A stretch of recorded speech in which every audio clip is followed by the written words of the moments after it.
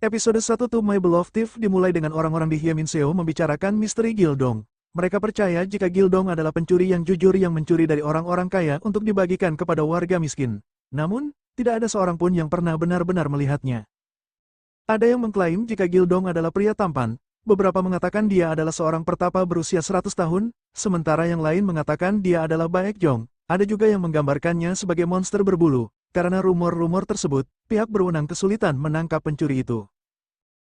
Pada saat yang sama, kita bertemu dengan Hong Unjo, seorang dokter wanita di Hyeminseo. Dia baik dan perhatian, dan banyak orang menyukainya. Dia berpikir jika rumor tentang pencuri itu dibesar-besarkan. Sementara itu, di kantor polisi, kita bertemu Yunbok dan petugas Park. Saat mereka mendiskusikan desas-desus seputar Gildong, Pangeran Yiyol tiba bersama pengawalnya, Daechu. Pangeran Yiyol langsung terpikat oleh desas-desus legendaris seputar Gildong. Dia memerintahkan Yunbok untuk mengantarnya ke rumah terakhir yang dirampok Gildong. Di sana, mereka menyadari jika Gildong hanya mengambil 3 karung beras dan meninggalkan sebuah gambar sebagai gantinya. Seperti yang diduga, pemilik rumah tidak melaporkan pencurian tersebut karena mereka mendapatkan beras itu melalui korupsi dan jumlah beras yang dicuri juga terlalu sedikit untuk dilaporkan. Mereka mulai menyelidiki insiden lain untuk melihat gambar-gambar yang ditinggalkan Gildong. Yiyol meminta Yunbok untuk menemukan orang-orang yang menyebarkan rumor tentang Gildong. Dia yakin ada kebenaran dalam rumor tersebut, dan Gildong berada di baliknya. Dia juga tidak berpikir Gildong sebaik yang orang-orang kira. Sayangnya, Yiyol terlalu asyik dengan penyelidikan, dan dia lupa pertemuannya dengan Ibu Suri. Ibu Suri kecewa karena Yiyol berbuat nakal. Saat raja sedang mengawasinya dengan ketat, Ibu Suri meminta Dayang untuk mengirim pesan kepada saudara laki-laki Yiyol untuk segera mengatur pernikahan pangeran tersebut. Di sisi lain istana, Raja Yigyu mengetahui niat Ibu Suri untuk menikahkan Yiyol dengan putri kepala inspektur. Merasa bahwa persatuan antara kedua keluarga ini akan merepotkannya, ia memerintahkan sekretaris kerajaan utama untuk campur tangan. Sekretaris Im ingin Yiyol menikahi putri panglima tertinggi di Goryeo. Sementara itu, Raja Yigyu menghibur selirnya dan mengabaikan permaisurinya, Shin Yogyeong. Ia merasa sakit hati dan bergegas ke istana tetapi berpapasan dengan sekretaris Im. Permaisuri menentang niat sekretaris Im yang akan menikahkan putra keduanya, Im Jae-el, dengan keponakannya. Ia khawatir keluarga Im memperluas pengaruhnya melalui pernikahan, dan nantinya tidak ada yang bisa menghentikannya.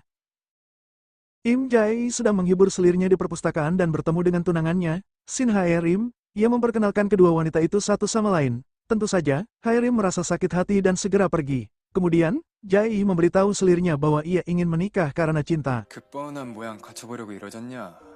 Sementara itu, Unjo terus bekerja sebagai dokter untuk mencari nafkah bagi keluarganya. Karena ia adalah putri seorang selir, ia dianggap sebagai budak. Sayangnya, ibunya sakit, dan saudara-saudaranya senang memanfaatkan semangatnya yang gigih. Ayahnya berusaha bersikap baik padanya, tetapi mengakui keberadaan Unjo akan membuatnya berselisih dengan orang-orang. Meskipun begitu, Hong Min-jik membelikan Unjo gaun sutra dan sepatu pertamanya dan memintanya untuk memakainya saat merawat ayah sekretaris Im yang sakit. Ia berharap Unjo dapat menikah dengan salah satu putra sekretaris Im. Meskipun menentang konsep pernikahan, Unjo menghormati keinginan ayahnya. Di istana, Ibu Suri memarahi Pangeran Yiyol karena menghabiskan waktunya di kantor polisi. Ia mendesaknya untuk mempertimbangkan menikahi putri kepala inspektur. Pangeran setuju dengan syarat ia harus melihat gadis itu terlebih dahulu. Kemudian ia mengunjungi kepala inspektur dan putrinya. Saat berada di sana, ia membahas keterlibatan keluarga dalam menyingkirkan mantan permaisuri. Dengan melakukan ini, Yiyol menghancurkan peluangnya sendiri untuk menikah dengan keluarga kepala inspektur. Namun, Yiyol melakukan semua ini untuk melindungi ibunya dari saudara tirinya yang menjadi raja. Dalam perjalanan kembali ke istana, seseorang tanpa sengaja menyiramnya dengan air kotor. Yiyol menyuruh Daechu untuk mengambilkan pakaian bersih dari istana. Sementara itu, ia mengenakan pakaian compang camping dan menunggu kembalinya Daechu di pasar. Di tempat lain, Unjo berbicara dengan putra sulung sekretaris Im tentang pernikahan mereka yang akan datang. Apapun yang dikatakannya membuat Unjo sedikit sedih. Dia berjalan pulang dan tampak sedikit linglung. Saat melewati pasar, Unjo menemukan Pangeran Yiyol terlibat dalam drama dengan putra seorang bangsawan. Semua orang mengira Yiyol adalah seorang budak karena pakaiannya yang compang-camping. Khawatir Yiyol adalah budak yang gila, Unjo turun tangan untuk menyelamatkannya dari hukuman cambuk. Untungnya, Unjo berhasil menyelamatkannya dengan berbohong bahwasanya Yiyol adalah budak keluarganya dan memohon belas kasihan.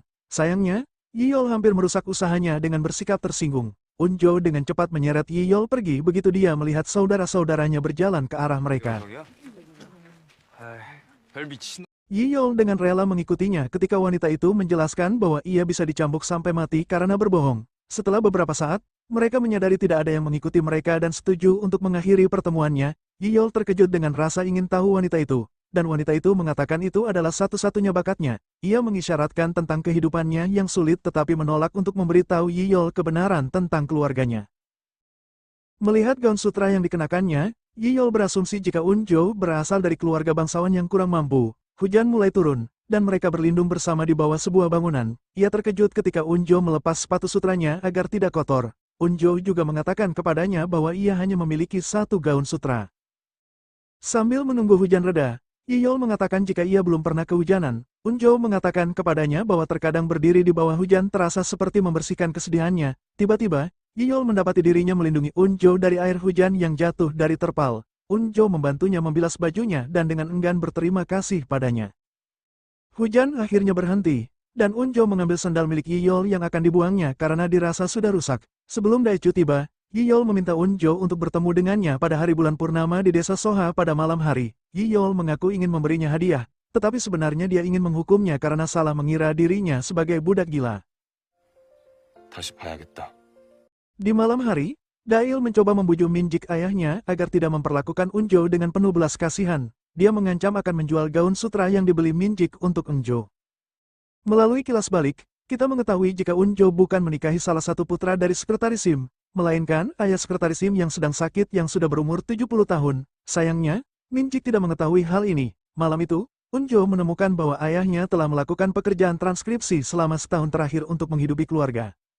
Keadaan berubah drastis bagi keluarga itu setelah Minjik dipecat sebagai menteri perang selama pembersihan kaum terpelajar. Minjik juga tidak akur dengan raja baru dan mengungkapkan pendapatnya secara belak-belakan. Keluarganya kehilangan segalanya, dan bahkan rumah mereka sekarang menjadi milik Sekretaris Sim.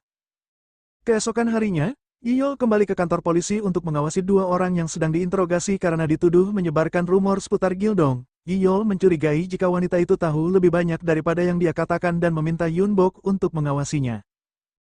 Sementara itu, Unjo mengunjungi Sekretaris Im dan membuat kesepakatan dengannya. Dia setuju untuk menikahi ayah Sekretaris Im yang sakit asalkan Sekretaris Im merahasiakan calon suami yang sebenarnya sampai hari pernikahan. Sekretaris Im setuju dan mengirimkan hadiah pernikahan mewah kepada Minjik. Ternyata, Sekretaris Im memanfaatkan keluarga Minjik setelah mereka disingkirkan selama pembersihan kaum terpelajar.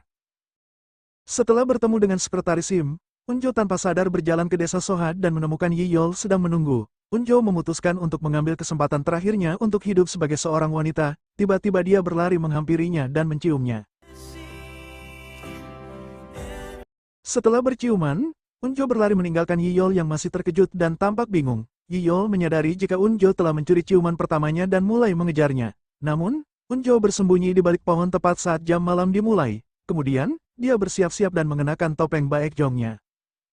Episode berakhir dengan Pangeran Yiyol yang bersumpah untuk menemukannya. Sementara Unjo bersiap untuk merampok gudang lain sebagai alter egonya, Gildong. Seperti drama Korea bertema sejarah lainnya, Tomoe Beloved menggali intrik politik istana dan bagaimana hal itu memengaruhi rakyat. Dalam drama ini, kita memiliki Pangeran Yiyol, yang berperan sebagai pangeran yang konyol dan memiliki hobi memecahkan kasus kriminal di kantor polisi. Namun, ia menyembunyikan niat sebenarnya dan bersembunyi untuk melindungi dirinya sendiri, ibunya, dan rakyat. Kita juga memiliki protagonis kedua, Unjo. Dia bertindak seperti seorang dokter rendahan dengan rasa tanggung jawab berbakti yang tinggi. Namun, di balik layar, dia adalah pencuri yang melindungi rakyat dengan mencuri dari orang kaya. Ironi dramatis ini menempatkannya langsung dalam incaran Yiyol. Tanpa disadari, Yiyol mengejarnya, dan pada saat yang sama, dia juga mengembangkan perasaan untuknya. Jangan lupa nantikan episode selanjutnya. Buat yang suka, jangan lupa like, komen, dan subscribe.